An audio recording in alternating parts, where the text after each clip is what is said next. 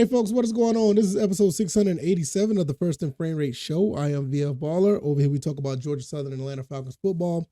And today, I want to talk about some trouble that's headed for the Falcons. And I don't want to keep you guys too long. Try to keep this as quick as possible because I basically just came in from work and I really wanted to do this episode. So I'm going to give you my thoughts and opinions on this quick topic. And we're pretty much going to get this thing rocking and rolling. So if this is your first time here, welcome. I can be found on YouTube and Rumble. I also can be found on Anchor, Spotify, Apple, and Google Podcasts. I can be found on Twitter or X at VF Baller, and the website is firstandframerates.com. All right, why do I say is there trouble headed for the Falcons? Now, you've seen what happened this past game. I don't really want to talk about it. But one thing that stood out to me when I was looking at the schedule, if you're looking at the schedule that's on the screen, we're in week 7, 10-22. We played the Buccaneers. I don't know why I thought we played the Titans. I said that on a video earlier that our next game was against the Titans, but no, our next game is against the Buccaneers. But if you look at the rest of the schedule after the Buccaneers, or even with the Buccaneers, we only have 4 games left at home.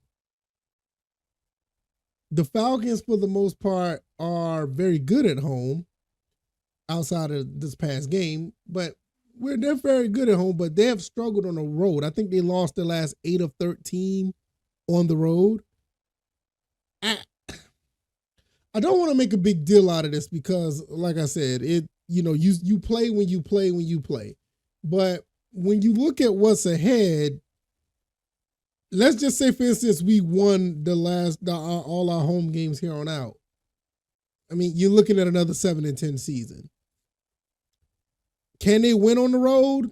I think they can. I think they got a very tough task against the Buccaneers because the Buccaneers are kind of built just like the Washington Redskins, the Washington's Commanders, especially in their front 4.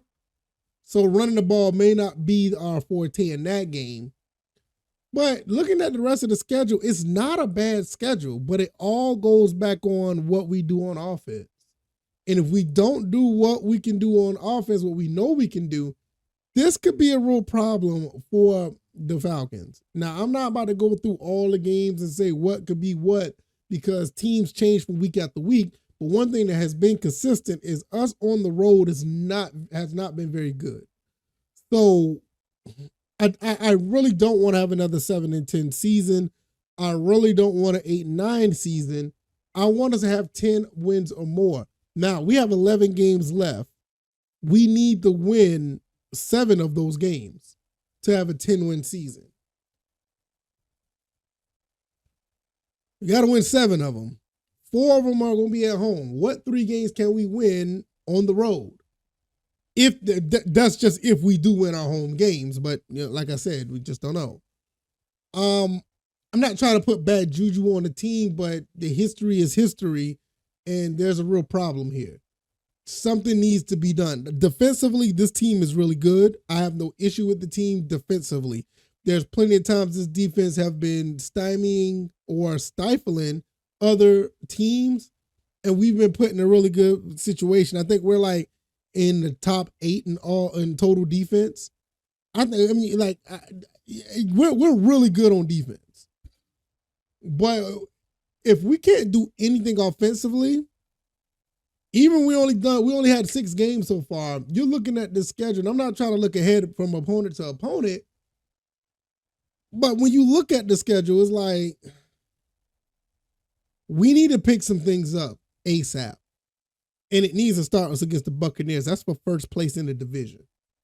Something needs to be done with this because now we're looking at a real situation where the odds aren't for us, to be quite honest. Like I said, even if we win our next 4 games at home, you have 7 wins. I don't, like I said, I don't want to get too far ahead of myself, but this can be a really big problem. And I think this is something that needs to, I ain't gonna say it needs to be addressed, but for the team, they need to go start taking this one play at a time and execute at the highest level, especially on offense.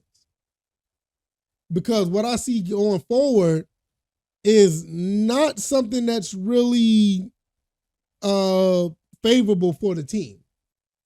Now, I'm not pointing the fingers at Desmond Ridder. I'm not going to be pointing the fingers at anybody, no Arthur Smith or nothing, or Dave Ragone, but they're going to have to do something collectively as a team.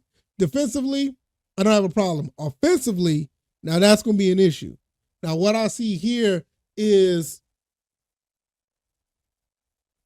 I see a team that can achieve their goals because this team is really a really good team.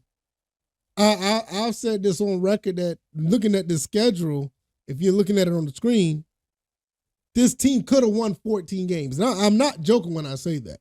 If this team has the defense that we have, a top 10 defense, and you had an offense that gave you 25 points a game with the talent that we have, it should have been no reason for us to not to win, that many games. And I know people looking at me thinking I'm crazy or whatever, but defense wins championships. Offense wins games.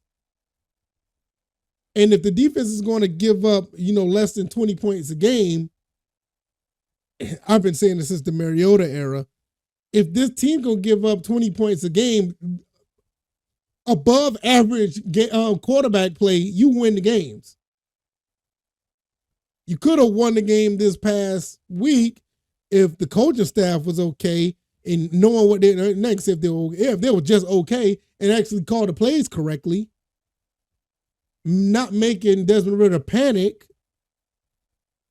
Let him have a cool head, keep things in front of him, make things simple for him to execute the plays that he's learning, give you average to above average play. You beat the Washington Commanders easily.